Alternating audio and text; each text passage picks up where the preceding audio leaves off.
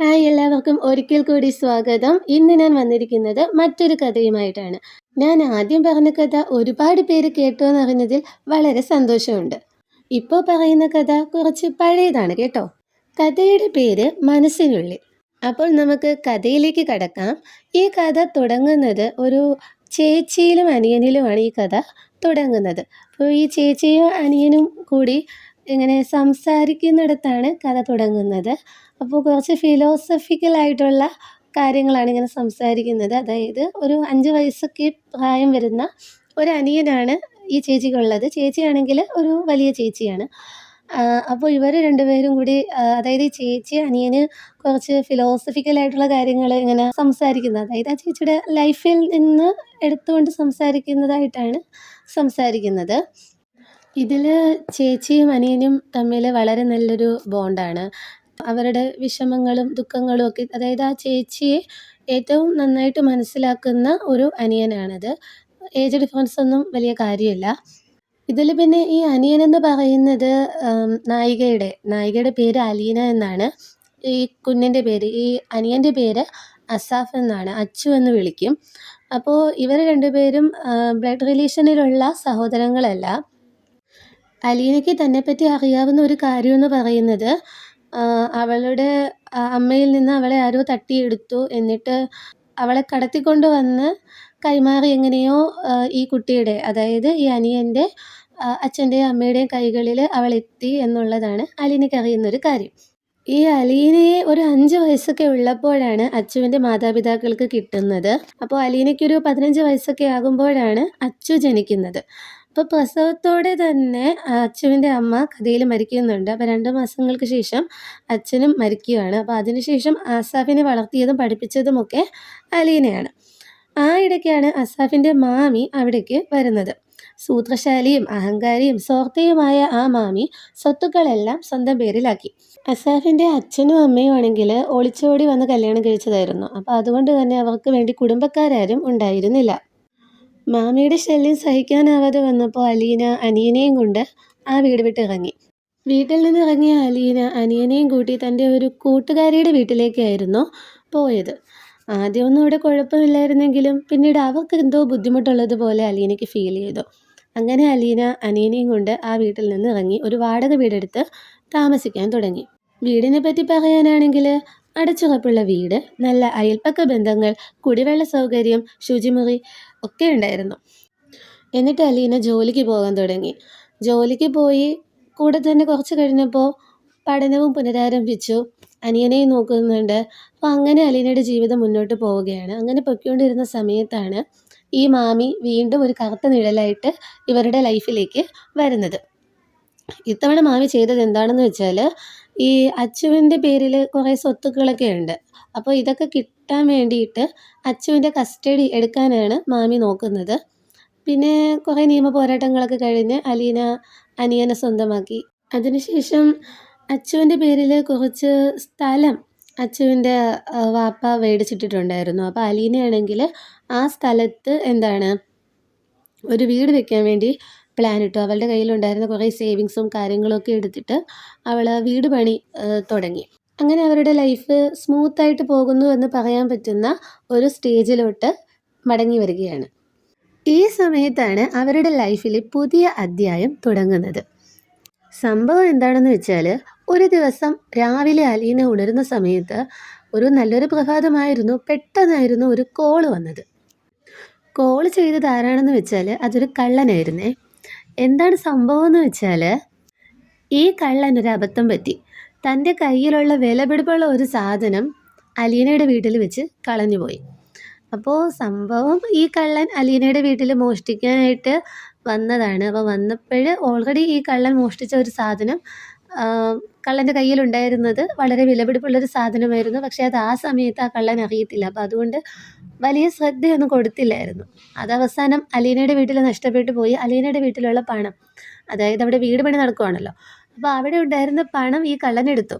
പക്ഷേ കയ്യിലുണ്ടായിരുന്ന ഈ സാധനം അവിടെ കളഞ്ഞുപോയി. അപ്പോൾ ഇത് കള്ളന് തിരികെ വേണം.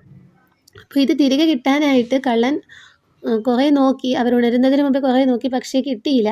അങ്ങനെ ഈ കള്ളൻ എന്ത് ചെയ്തു, അച്ചുവിനെ കിഡ്നാപ്പ് ചെയ്തു. അച്ചുവിനെ കിഡ്നാപ്പ് ചെയ്തിട്ട് അലീനയെ കൊണ്ട് തന്നെ ആ സാധനം തിരക്കി എടുപ്പിക്കാനാണ് കള്ളൻ തീരുമാനിച്ചത്.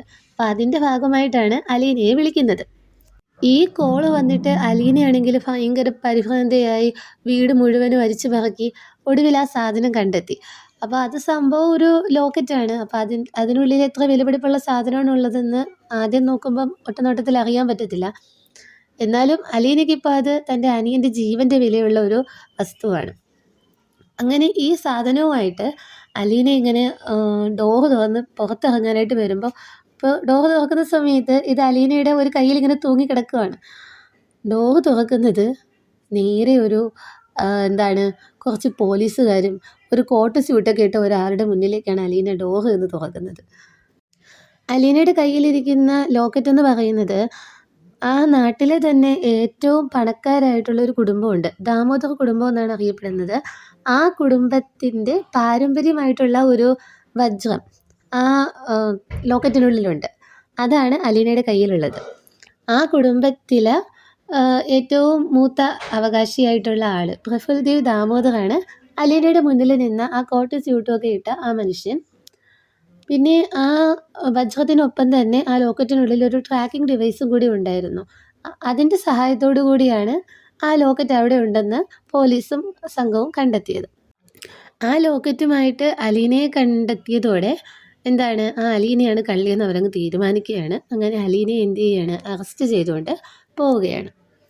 പിന്നെ ചോദിക്കാനും പറയാനും ആരും ഇല്ലാത്ത ആളൊന്നും അല്ല കേട്ടോ നമ്മുടെ അലീന. ഞാൻ നേരത്തെ പറഞ്ഞില്ലേ നല്ല അയൽപ്പക്ക ബന്ധങ്ങളുണ്ടെന്ന്. അയൽക്കാർ ഇത് കണ്ടിട്ട് സഹിക്കുന്നില്ല. അലീനയെ പുറത്തിറക്കാൻ അയൽക്കാർ തന്നെ മുൻകൈയെടുത്തു. എന്നാൽ അച്ചുവിന് എന്തെങ്കിലും സംഭവിച്ചാലോ എന്ന് കരുതി സത്യാവസ്ഥ പുറത്തു പറയാനും അലീനയ്ക്ക് കഴിയുന്നില്ല. അങ്ങനെ ഈ അയൽക്കാരെല്ലാവരും എന്ന് പറഞ്ഞാൽ അയൽക്കാരുടെ കുറച്ച് പ്രതിനിധികൾ എല്ലാവരും കൂടി പ്രഫുൽദേവിനെ ചെന്ന് കാണുകയാണ്. അപ്പോൾ കണ്ടിട്ട് അലീനയ്ക്ക് വേണ്ടിയിട്ട് പ്രഫുൽദേവിനോട് അവർ റിക്വസ്റ്റ് ചെയ്യുകയാണ്. അപ്പോൾ പ്രഫുൽ പറയുന്നത് അലീന സത്യം പറഞ്ഞു കഴിഞ്ഞാൽ അലീനയ്ക്ക് രക്ഷപ്പെടാമെന്നാണ്. ഈ കള്ളനാണെങ്കിൽ അലീനയോട് പറഞ്ഞത് 7 മണിക്ക് അയാൾ വിളിക്കും, അപ്പോഴേക്കും ആ ലോക്കറ്റ് കണ്ടെത്തി വെക്കണമെന്നാണ് പറഞ്ഞിരുന്നത്. അപ്പോൾ കള്ളൻ്റെ ഫസ്റ്റ് കോളും ഇപ്പോൾ 7 മണിയാകുന്നു. ഈ 2 കോളുകൾക്കും ഇടയിൽ ഒരു 20 മിനിറ്റിൻ്റെ വ്യത്യാസമൊക്കെ വരുന്നുള്ളൂ. ഒരു 20 അല്ലെങ്കിൽ കൂടിപ്പോയ ഒരു 40 മിനിറ്റിൻ്റെ വ്യത്യാസമൊക്കെ വരുന്നുള്ളൂ. അങ്ങനെ അയൽക്കാരുടെ റിക്വസ്റ്റ് മാനിച്ച് പ്രഫുൽദേവ് എന്ത് ചെയ്യുകയാണ്, പോലീസ് സ്റ്റേഷനിൽ പോവുകയാണ്. അപ്പോൾ പോകുന്ന സമയത്താണ് അലീനയുടെ ഫോൺ റിങ് ചെയ്യുന്നത്. ഈ ഫോൺ റിങ് ചെയ്യുന്ന സൗണ്ട് കേൾക്കുമ്പോൾ അലീനയുടെ മനസ്സിൽ എന്തോ ഒരു പ്രേരണ ഉണ്ടായിട്ട് അവൾ എന്ത് ചെയ്യാണ്, അവിടെ ഇരുന്ന പോലീസ് ഇൻസ്പെക്ടറോട് പെട്ടെന്ന് സത്യങ്ങളൊക്കെ വിളിച്ചു പറഞ്ഞു. എന്താണ് അവളുടെ മനസ്സിൽ ആ സമയത്ത് അങ്ങനെ തോന്നിയതെന്ന് അറിയത്തില്ല. അവളാണെങ്കിൽ ഒരു വെപ്രാളത്തിൽ എല്ലാ സത്യങ്ങളും പോലീസുകാരനോട് പറഞ്ഞു. എന്നിട്ട് പറഞ്ഞു, എൻ്റെ അനുജനെ തട്ടിക്കൊണ്ടുപോയ ആ കള്ളനാണ് ഇപ്പോൾ കോൾ ചെയ്തുകൊണ്ടിരിക്കുന്നത്.